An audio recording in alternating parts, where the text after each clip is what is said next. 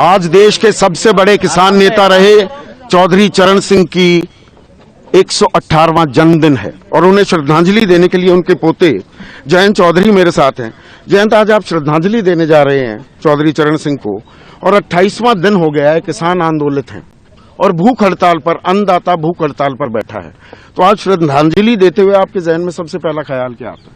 पहले तो ये ख्याल आया कि आज खुशी का दिन है और कितना बड़ा एक दुर्भाग्य देश के लिए है कि जिस व्यक्ति ने लोगों की भूख मिटाने के लिए पूरा जीवन लगा दिया, आज उनके जन्मदिन फिर दोबारा जिन लोगों के लिए उन्होंने काम किया, संघर्ष किया, वो मजबूर हो रहे हैं कि वो भूखे बैठे हैं, उपवास पे बैठ रहे हैं। किसान संगठनों ने घोषणा की है, मैं कुछ नहीं कह सकता, उनके सपोर्ट में हूँ, खड़ा हूँ, लेकिन दुर्भाग्य है कि आज कम से कम सरकार को 23 दिसंबर से पहले उसका समाधान निकाल लेना चाहिए था, ताकि किसान अपने घर लौटते, अपने परिवार के बीच में आज के दिन इस पर्व को मना पाते। यहाँ तो राजनीति इस बात को लेकर भी हुई, कल शाम को वो चिट्ठी बड़ी वायरल हुई कि डीसीपी इजाजत ही नहीं दे रहा, नहीं जी यहाँ पर अभी ट्रैफिक में बाधा हो जाएगी और कोविड काल है तो श्रद्धांजलि देने के लिए आपको इजाजत नहीं दी जाएगी। वो अधिकारी को पे ऊपर से दबाव होगा। बीजेपी के लोग ये जान लें, चौधरी चरण सिंह जी का नाम लेते कहीं बाधा नहीं बनती, रास्ते खुलते हैं। किसान का आप पे विश्वास नहीं है। इतना अच्छा मौका था, अगर सरकार इस कार्यक्रम के आयोजन में लग जाती और धूमधाम से चौधरी चरण सिंह जी का जन्मदिन मनाती, कहीं ना कहीं किसानों के बीच ये संदेश जाता कि सरकार किसानों के विषयों पर गंभीर है, संवेदनशील है। ऐसा उन्होंने नहीं किया, हमें ही रोकने का प्रयास किया। तो हम तो रुकने वाले नहीं थे। तो हमारे परिवार का, ये देश की धरोहर है, ये स्थान सबका हक बनता है, तो सब लोग आए।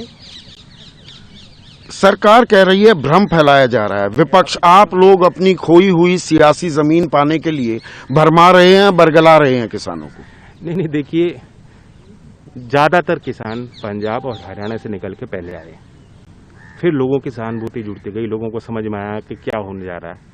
फिर यूपी का किसान भी जागा निकला, राजस्थान के किसान अब आ रहे हैं, महाराष्ट्र से, मध्य प्रदेश से, दूर दूर से किसान कर रहे हैं। मुंबई जैसे जो एक फाइनेंशियल कैपिटल दुनिया की, इस देश की है, वहाँ भी जो है किसान प्लान कर रहे हैं। तो धीमे धीमे इश्यू बना है और किसी के बनाए से नहीं बना, ये स्वतः एक आंदोलन है, सामाजिक आंदोलन। हम लोग बतौर कार्यकर्ता वहाँ गए भी हैं।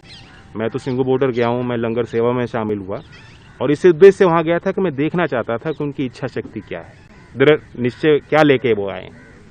और जो मैंने देखा, जो मैंने महसूस किया, किसान डट के वहाँ खड़ा है और सरकार को सोचना चाहिए इसमें। रास्ता निकलेगा क्या? सरकार कह रही है संशोधन के लिए तैयार है, किसान कहते हैं तीनों बिल वापस। दिक्कत ये आया है कि सरकार ने अपने लोगों को लगा दिया, तुम गाँव में जाओ और तुम किसान को गलत साबित कर दो। पहली बार हो रहा है, इस देश में कानून बनते थे, बड़ा आंदोलन होता था, मांग उठती थी, कई सालों तक संघर्ष होता था, तब सरकारें और संसद जागती थी और फिर कानून बनाती थी। यहाँ किसी ने मांग नहीं करी और पहले आप कर दिए, और जिनके लिए आप कह रहे हो कि हमने किया, वो इसको स्वीकार नहीं कर रहे, विरोध कर रहे हैं। फिर आप कह रहे हो तुम लोगों को पता नहीं है। क्या इस देश का किसान गवार है?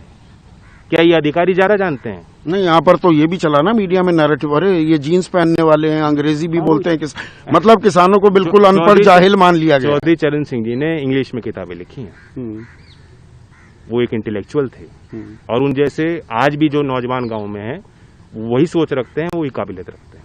आखिरी सवाल, क्योंकि आपको श्रद्धांजलि भी देनी है जयंत, क्या किसानों की एक बड़ी समस्या ये हो गई है, इस वक्त देश में कोई बड़ा किसान नेता बचा नहीं है? चौधरी चरण सिंह थे, महेंद्र सिंह टिकैत थे, देवीलाल थे, अब किसानों की जो रहनुमाई करने के लिए, उनकी आवाज बुलंद करने के लिए चेहरा ही नहीं। देखिए, मेरा ये मानना है, मैं लोकतंत्र में विश्वास रखता हूँ, मैं उस सिस्टम का हिस्सा भी बनाऊं। मैं चाहता हूँ कि उस सिस्टम में अंदर से रहकर परिवर्तन लाया जाए, कलम का प्रयोग किया जाए, कानून बनाया जाए, संसद में चर्चा हो, व्यापक चर्चा हो, खुली चर्चा हो, संवाद हो लोगों के बीच, तभी तो लोकतंत्र मजबूत होगा। लेकिन अब मजबूर होकर लोग आंदोलन पे, सड़क पे आए। और सवाल ये, आपने ठीक कहा कि सामाजिक आंदोलन से क्या सत्ता परिवर्तन होगा? राजनीति में कोई स्थायी बदलाव आएगा?